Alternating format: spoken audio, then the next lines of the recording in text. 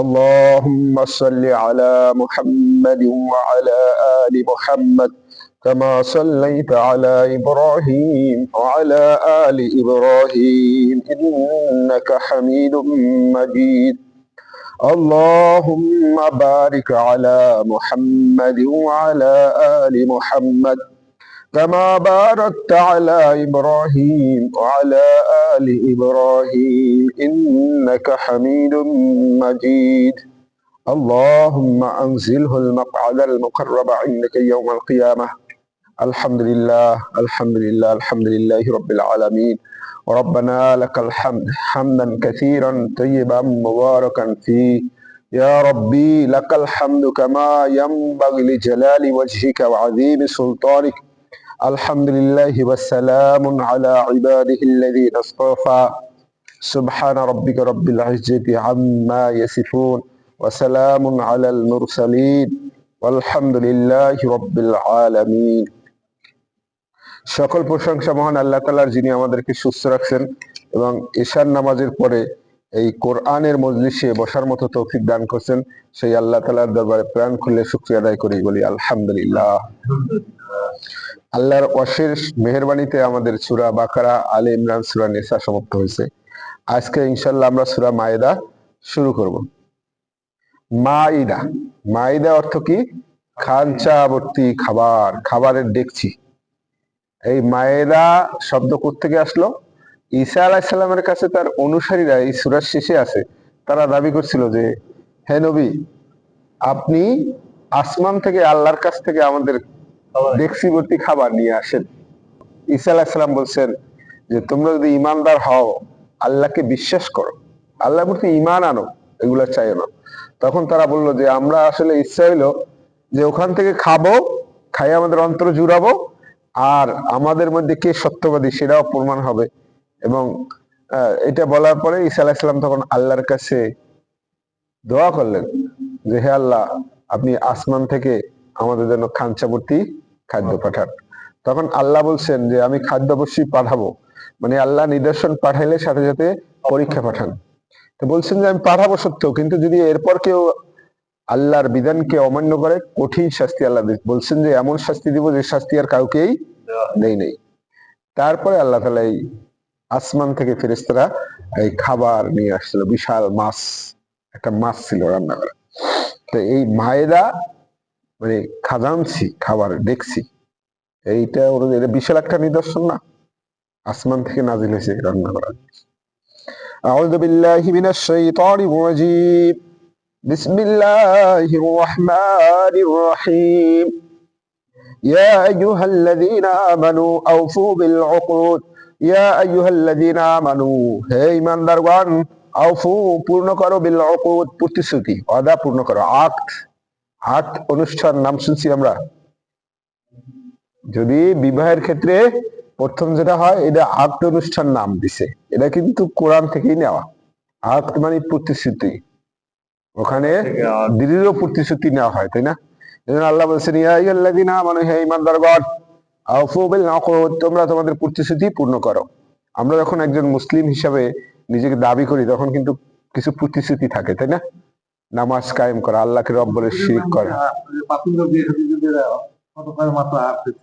আকদ, আকদ, আর না, আকদ বলে আকদ অনুষ্ঠান, আকদ।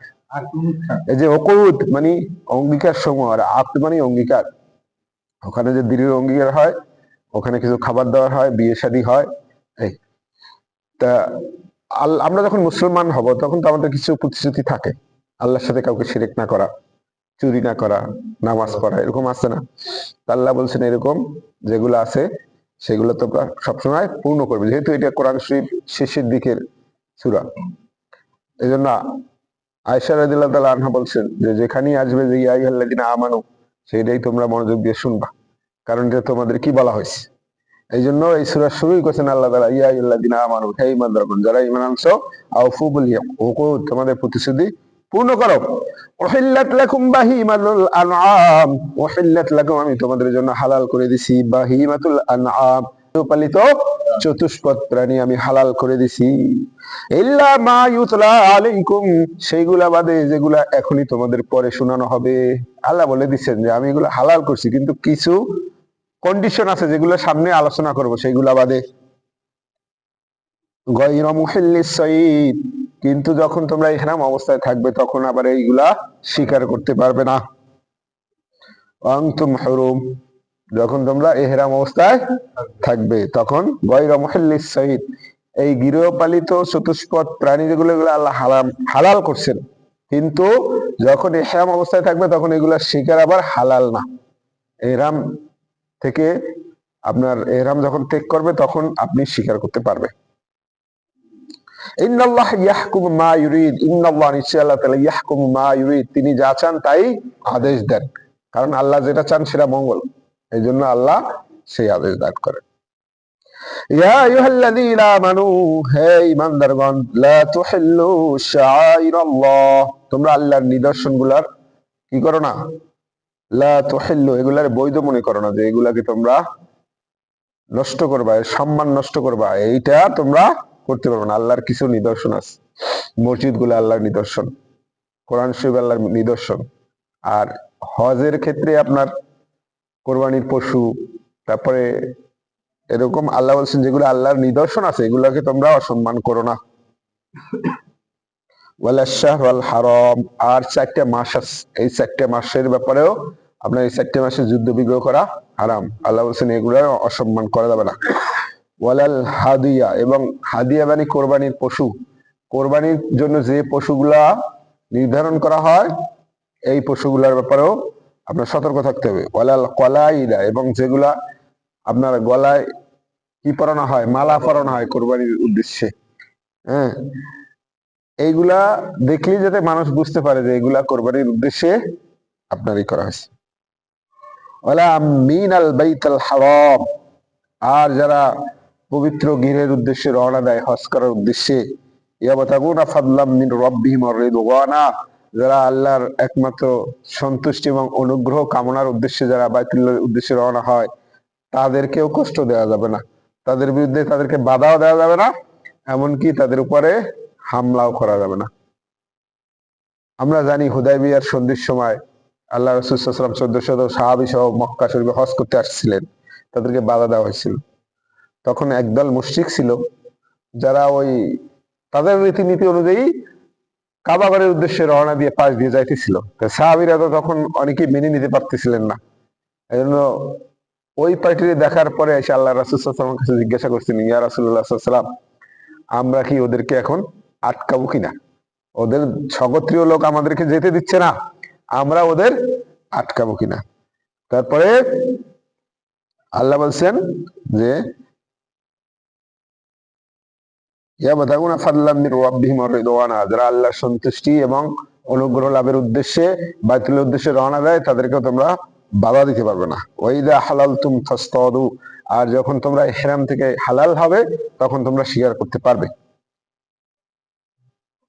ওয়ালা ইয়াজরিমান্নাকুম শানানু কওমিন আন সাদ্দুকুম আনিল মাসজিদিল হারাম, ওয়ালা ইয়াজরিমান্নাকুম শানানু কওম, আর কোন সম্প্রদায়ের প্রতি বিদ্বেষের কারণ যেন তোমাদেরকে এরকম না হয় যে আন সাদ্দুকুম আনিল মাসজিদিল হারাম, যারা তোমাদেরকে মসজিদে হারাম থেকে বাধা দিছিল তাদের ক্ষোভের কারণে, যে আং তাহাতাদু, তোমরা আবার সীমা লঙ্ঘন করো না, কোন সম্প্রদায়ের বিদ্বেষের কারণে যেন তোমরা আবার সীমা লঙ্ঘন করে না ফেলো। ওয়া তাআওয়ানু আলাল বিররি ওয়াত তাকওয়া, ওয়া তাআওয়ানু, তোমরা সহযোগিতা করো, একে অপরকে উপদেশ দাও, আলাল বিররি ওয়াত তাকওয়া, সৎ কাজ এবং খোদাভীতি অবলম্বনে একে অপরকে সাহায্য করো। ওয়ালা তাআওয়ানু আলাল ইসমি ওয়াল উদওয়ান, আর ওয়ালা তাআওয়ানু, তোমরা সহযোগিতা করো না বা উৎসাহ দিও না, আলাল ইসমি ওয়াল উদওয়ান, পাপ এবং সীমা লঙ্ঘনে তোমরা একে অপরকে সহযোগিতা করো না। ওয়াত্তাকুল্লাহ, আল্লাহকে ভয় করো, ইন্নাল্লাহ শাদীদুল ইকাব, জেনে রাখো আল্লাহর শাস্তি দানে কঠোর। কোন কাজই এমন যেন না হয় যে আমরা অন্যায় এবং পাপ এবং সীমা লঙ্ঘনের ব্যাপারে সহযোগিতা আমরা কোনো মতেই করবো না। পারলে যাকে হেল্প করব যেন খোদাভীতি এবং সৎ কাজে করা হয়। মাই ইয়াশফা শাফাতান হাসানা, যে ভালো কাজের সুপারিশ করলো, সহযোগিতা করলো, ইয়াকুল্লাহু নাসিবুম মিনহা, তার সেখান থেকে একটা আল্লাহ বলে দিচ্ছেন। তাই এই জন্য আমরা যদি কোনো কাজ করতে যাই, হেল্প করতে যাই, সৎ কাজে করব এবং খোদাভীতি অবলম্বনে করব।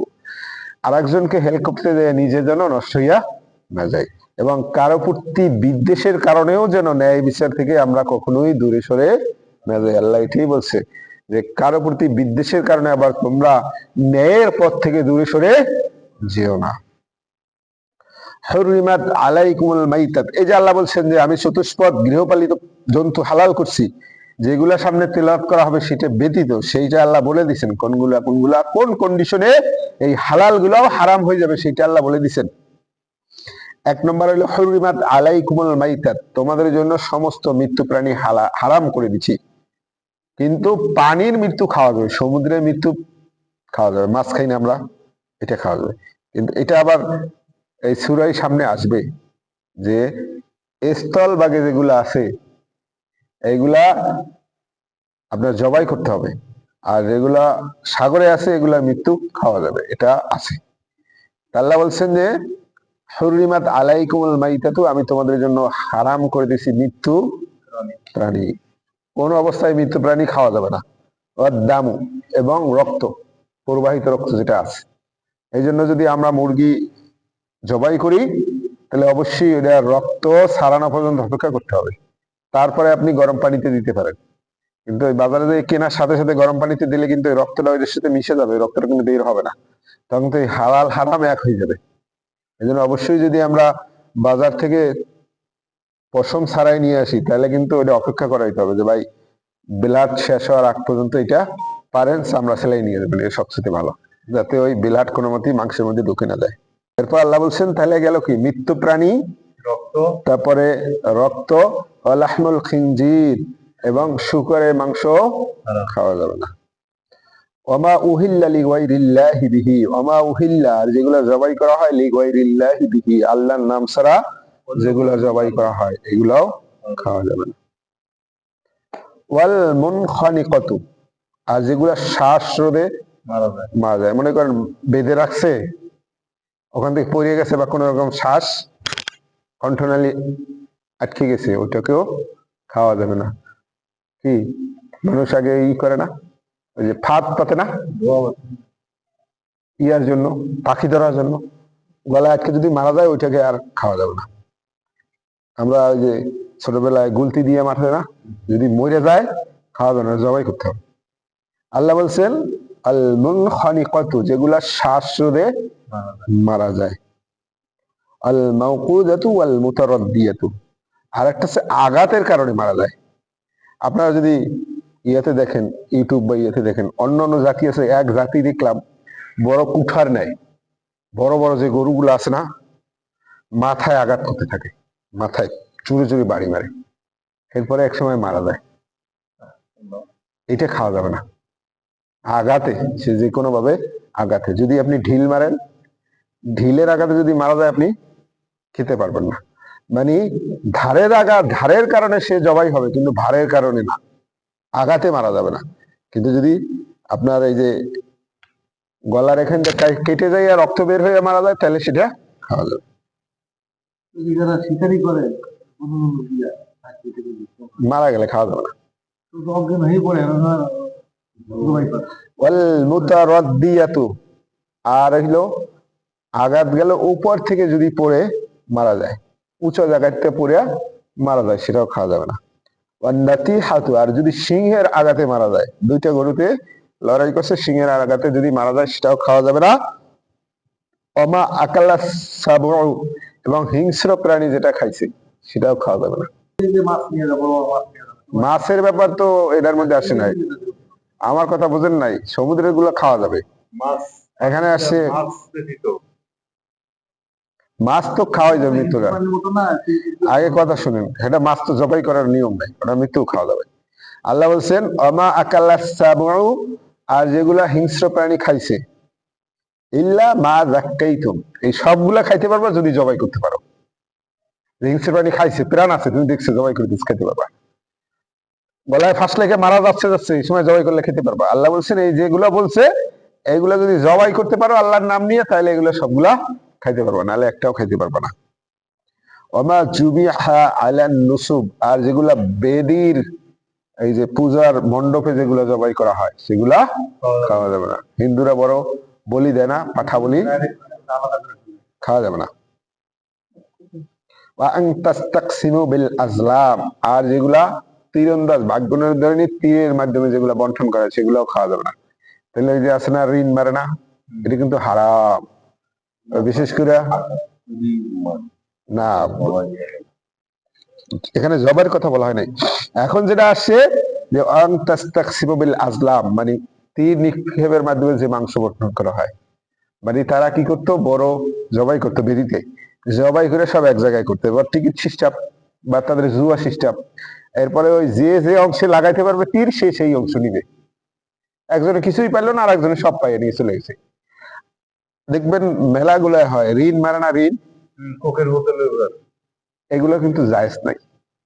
শুধু একমাত্র জায়েজ হইলো আমাদের যে সিস্টেমটা, কুপন সিস্টেমটা না, যে আপনি খাবার খাইছেন ওখানে কুপন ফালাইলো, ওখান থেকে যায়, কারণ এখানে আপনার কেনা লাগে নাই, কিছু লাগে নাই, এখানে আপনার কোনো লসও নাই, কিছু নাই, কর্তৃপক্ষ দিবে, সবাইকে দিতে পারতেছ না, এইটা কিন্তু জায়েজ। এই কুপন সিস্টেম যেটা আছে না আমাদের পিকনিকে, এইটা কিন্তু আপনার জন্য জায়েজ হবে, কিন্তু ওইগুলা জায়েজ নেই। হ্যাঁ, লাঠাই জায়েজ নেই। ওই যে তাস্তাকসিমু, মানে যেগুলা এর মাধ্যমে বন্টন করা হয় ভাগ্য নির্ধারণীর মাধ্যমে। যালিকুম ফিসক, আল্লাহ বলছেন এগুলা সব পাপাচার, অন্যায়। এবার আল্লাহ বলেছেন আল ইয়াউমা ইয়াসাল্লাযীনা কাফারু মিন দীনিকুম, আল ইয়াউমা, আজকে, ইয়াসাল্লাযীনা কাফারু, কাফেররা হতাশ হয়ে গেছে, মিন দীনিকুম, তোমাদের দ্বীনের ব্যাপারে, মানে তারা নিরাশ হয়ে গেছে। মুসলমানদের ব্যাপারে তারা আশাবাদী ছিল যে এই নবী হয়তো আর পারবে না, এক সময় তারা শেষ হয়ে গেলে আবার আমাদের ধর্মে চলে আসবে, আমাদের ধর্মই প্রতিষ্ঠিত হবে। কিন্তু এখন এমন অবস্থায় গেছে, মক্কা বিজয় হয়ে গেছে, আর এই আয়াত নাজিলে হয়েছে আপনার আরাফার দিনে, বিজয় হজের সময়। তো এখন আল্লাহ বলছেন এই আরবে যে আর আল্লাহর ইবাদত ব্যতীত মুশরিকদের পূজা করা হবে, দেব দেবীর, এই ব্যাপারে কাফের একবারে নিরাশ হয়ে গেছে। যেমন এখন কিছু লোক আছে না, বলে যে আগের শাসক আবার ফিরে আসবে, এখনো কিন্তু কিছু লোক এই আশায় আছে। নাহলে রেল স্টেশনে সে, তুই এটা ছোট চাকরি করো, সে ওখানে ওই লেখাটা উঠাই দিচ্ছে রেল স্টেশনে, সে আবার আসতেছে ভয়ঙ্কর রূপে, কি হলো, আর এখন বংশ সহ যাবে, জীবনে চাকরির কোনো বংশ হবে না। তো এইরকম আল্লাহ বলছেন যে তারা এরকম আশায় ছিল, যে আল্লাহ নিজেই বলছেন যে তারা এরকম ভাবতেছে যে কালের আবর্তে শেষ হয়ে যাবেন, হে নবী, যে এক সময় আপনি শেষ হয়ে যাবেন, আপনার দিন শেষ হয়ে যাবে। কিন্তু এখন তারা একবারে নিরাশ হয়ে গেছে, এই ব্যাপারে আর তাদের কোনো আশা নাই। ফালা তাখশাউহুম, সুতরাং আপনি আর তাদেরকে ভয় করেন না, অখশাউন, একমাত্র আমি আল্লাহ, আমাকে ভয় করেন। আল্লাহ বলছেন তাদের আর আশা নাই যে আপনার উপরে বিজয় লাভ করবে, কিন্তু এখন আর তাদের ভয় করার দরকার নাই, সম্পূর্ণ বিষয়ে একমাত্র আল্লাহ তাআলাকেই ভয় করেন। এবার আল্লাহ বলছেন আল ইয়াউমা আকমালতু লাকুম দীনাকুম, আল ইয়াউমা আকমালতু লাকুম দীনাকুম, আজকে আমি তোমাদের দিনকে পূর্ণ করে দিলাম। আহ ওমর রাদিয়াল্লাহু তাআলা আনহু এই আয়াত নাযিল হওয়ার পরে কান্না করে দিচ্ছেন। তখন নবী করিম সাল্লাল্লাহু আলাইহি ওয়াসাল্লাম বলছেন, হে ওমর, তুমি কান্না কেন? বলছে, আমি আরো চাচ্ছিলাম যে আরো কিছুদিন থাকুক, কারণ আজকে যেহেতু দিন পূর্ণ হয়ে গেছে, এখন নিচের দিকে যাওয়া ছাড়া আর উপরে ওঠার কায়দা নাই। নবী করিম সাল্লাল্লাহু আলাইহি ওয়াসাল্লাম বলছেন যে আমিও তোমার সাথে একমত। তারা বুঝে ফেলছিলেন যে আল্লাহ রাসূল সাল্লাল্লাহু আলাইহি ওয়াসাল্লাম চলে যাওয়ার সময় হয়ে গেছে, কারণ আল্লাহ যেহেতু পূর্ণ করে দিচ্ছেন, তাহলে আল্লাহর রাসূলের এরপরে এখন যাওয়ার সময় হয়ে গেছে। এই জন্য ওমর রাদিয়াল্লাহু তাআলা কান্না করতেছিলেন। এক ইয়াহুদি ওমর রাদিয়াল্লাহু তাআলা বলছেন যে আপনাদের পবিত্র গ্রন্থে এমন একটা আয়াত আছে যেগুলো আপনারা তেলাওয়াত করেন, যদি ওইটা আমাদের ইহুদিদের উদ্দেশ্যে নাজিল হইতো, আমরা ওই দিনটাকে ঈদের দিন হিসাব পালন করতাম। বলছে কোনটা? বলছে যে ইয়াউমা আকমালতু লাকুম দীনাকুম, আজকে আমি তোমাদের দিনকে পূর্ণ করে দিলাম। এটা একটা বিশাল খুশির সংবাদ, কারণ আল্লাহর দায়িত্ব পূর্ণভাবে পালন করা হয়েছে, পূর্ণভাবে ইসলাম প্রতিষ্ঠিত হয়েছে। আতমামতু আলাইকুম নিয়ামাতি, আতমামতু আলাইকুম, আমি পূর্ণ করে দিলাম নিয়ামাতি, তোমাদের উপর আমার নিয়ামত। আল্লাহ বলছেন দিনকেও আমি পূর্ণ করে দিলাম, আর যত নিয়ামত আছে সব দিয়ে তোমাদের পূর্ণ করে দিলাম। ওয়ারাদিতু লাকুমুল ইসলাম দীনা, আর ইসলাম কি তোমাদের দিন হিসেবে আমি পছন্দ করে দিলাম। এই ইসলামই একমাত্র কিয়ামতের আগ পর্যন্ত আর কোনো দিন আসবে না, আর কোনো গ্রন্থ আসবে না। ফামান ইত্তুররা ফি মাখমাসাতিন গায়রা মুতাজানিফিল লিসমি, ফামিন ইত্তুররা, যে বাধ্য হবে, ফি মাখমাসাতিন, ক্ষুধার তাড়নায়, এমন ক্ষুধা যে গায়রা মুতাজানিফিল লিসম, পাপের প্রতি আকৃষ্ট হওয়ার লোভ ছাড়া। এই যে আল্লাহ এগুলো হারাম করে দিচ্ছেন, এমন যদি হয়, যেমন সিরিয়ায় হয়েছে, ফিলিস্তিনে এখন হইতেছে, তাই না, ইয়েমেনে হয়েছে, আল্লাহ বলছেন যদি এরকম হয়, আল্লাহ বলছেন মানে এটা ঘটবে, আজীবন এরকম থাকবে, সবসময় পৃথিবীতে একটা পার্টি এরকম থাকবে। এই জন্য তাদের কি হবে, এই জন্য আল্লাহ বলছেন যে ফামানি তুরুরা, যে বাধ্য হবে, অপারগ হবে, গৈর ফি মাখমাসাতিন, ক্ষুধার তাড়নায়, গৈর মুতাজানিফিল লিসম, পাপের প্রতি সে আকৃষ্ট হইয়া না, জীবন বাঁচানোর জন্য। আল্লাহ গফুরুর রহিম, তাহলে আল্লাহ ক্ষমাশীল দয়ালু। সে যদি এরকম মৃত্যু, যেগুলো হারাম করা হয়েছে এর থেকে খাইয়ে যদি জীবন বাঁচায়, তাহলে তার জন্য সেটা জায়েজ হবে। ইয়াসআলুনাকা মাযা উহিল্লা লাহুম, আল্লাহ বলছেন হে নবী আপনাকে জিজ্ঞাসা করে যে তাদের জন্য কি হালাল। কুল উহিল্লা লাকুমুত তাইয়্যিবাত, বলে দাও সমস্ত পবিত্র জিনিস তোমাদের জন্য, সমস্ত বিশুদ্ধ জিনিস সেগুলো সব তোমাদের জন্য হালাল। খাবার, যত খাবার, দেখেন আল্লাহ আমাদের খাদ্য তালিকায় যা দিচ্ছেন কোনোটাই কিন্তু অপছন্দনীয় না। শয়তান এই মানুষকে দিয়া এখন কি গরুর গোবর খাওয়াচ্ছে, গরুর প্রস্রাব খাওয়াচ্ছে, হাত পাতে আর খায়, যেটা দেখতেও অরুচি। অথচ আল্লাহ আমাদের জন্য কোনো খাবার এরকম রাখে নাই যেটা দেখতে অরুচি, ওরকম কিছু আমাদের জন্য খাবারের লিস্টেও কিন্তু নাই। দেখছেন আল্লাহ বলে দিচ্ছেন যে অহিল্লা লাকুমুত তাইয়্যিবাত, সমস্ত হালাল জিনিস, পবিত্র জিনিস, দেখতেও যেটা ভালো সেগুলো সব তোমাদের জন্য হালাল। ওমা আল্লামতুম মিনাল জাওয়ারিহি মুকাল্লিবিনা, আরেকটা বলছেন আল্লাহ যে তোমাদের যেগুলা শিকারী জন্তু আছে, ওই যে ওমা আকাল্লা সাবু, যেগুলা হিংস্র প্রাণী খায়, কিন্তু আরবে একটা সিস্টেম এখনো মনে হয় ওনাদের কাছে আছে, ঈগল পাখি দিয়া, কুকুর দিয়া, বড় বড় কুকুর দিয়ে, ঈগল দিয়ে বেশিরভাগ শিকার করে। ওই সারাদিন খরগোশের পিছনে সুইটা পায় না, হরিণের বাচ্চা ধরতে পারে না, ঈগল পালে এখনো আছে। এই ঈগলে কি করে, ওই উপর দিয়ে উড়ে যাইয়া ওইটাকে একবার ধরে রাখে, আর সে মালিকের জন্য ধরে নিয়ে আসে।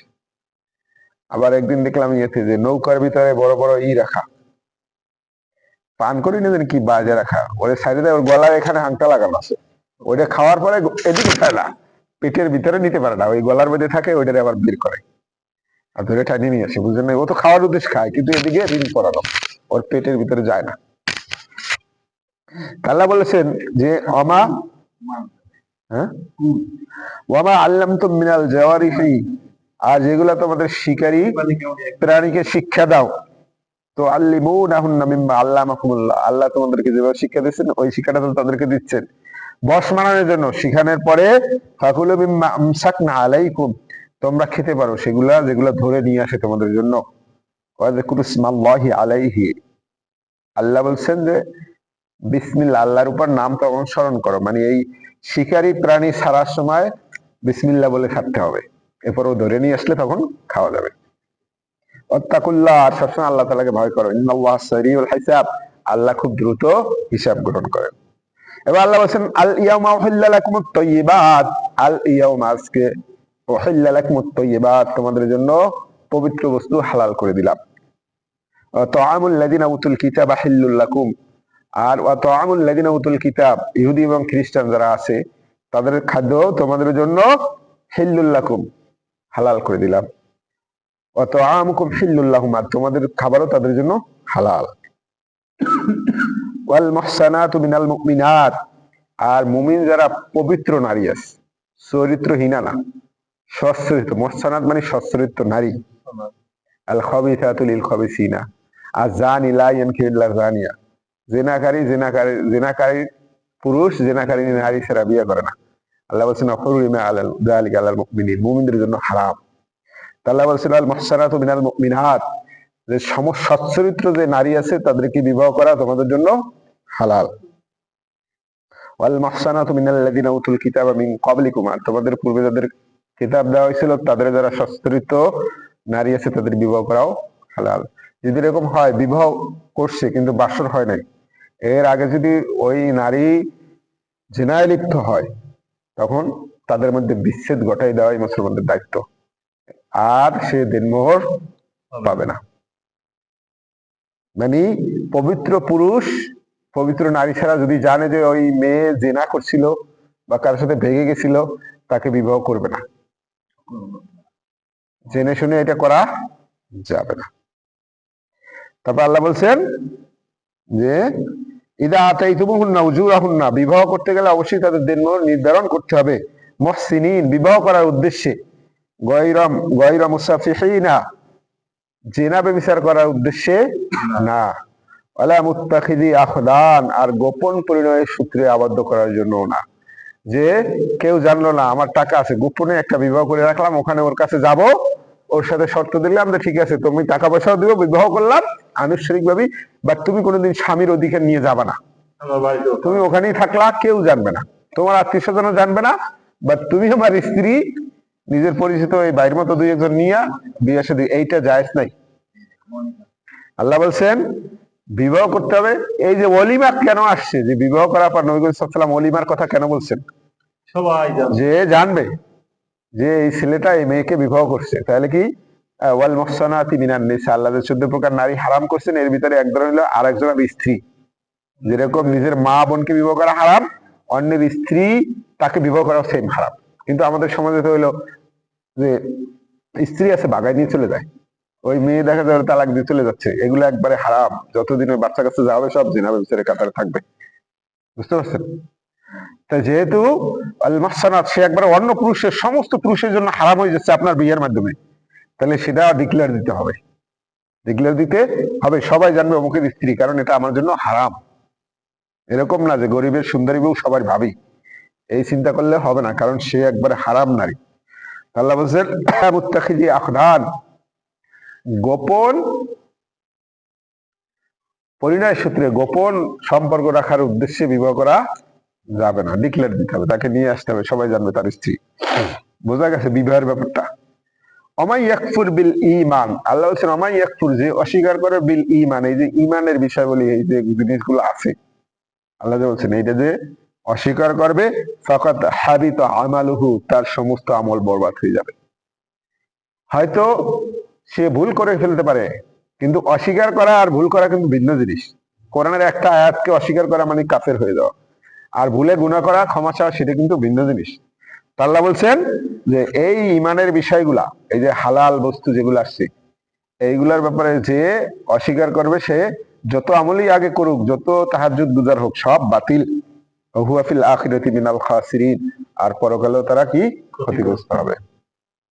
এবার আল্লাহ বলছেন ইয়া আইয়ুহাল্লাযীনা আমানু, হে ঈমানদারগণ, ইযা কুনতুম ইলাস সালাত, যখন তোমরা নামাজের উদ্দেশ্যে দাঁড়াবে, ফাগসিলু উজুহাকুম, উজুর যে মূল আইটেম গুলা, সেগুলো আল্লাহ বলেছেন ফাগসিলু উজুহাকুম, চেহারা ধৌত করো, মুখমণ্ডল ধৌত করা ফরজ না, এটা এখান থেকে আসছে।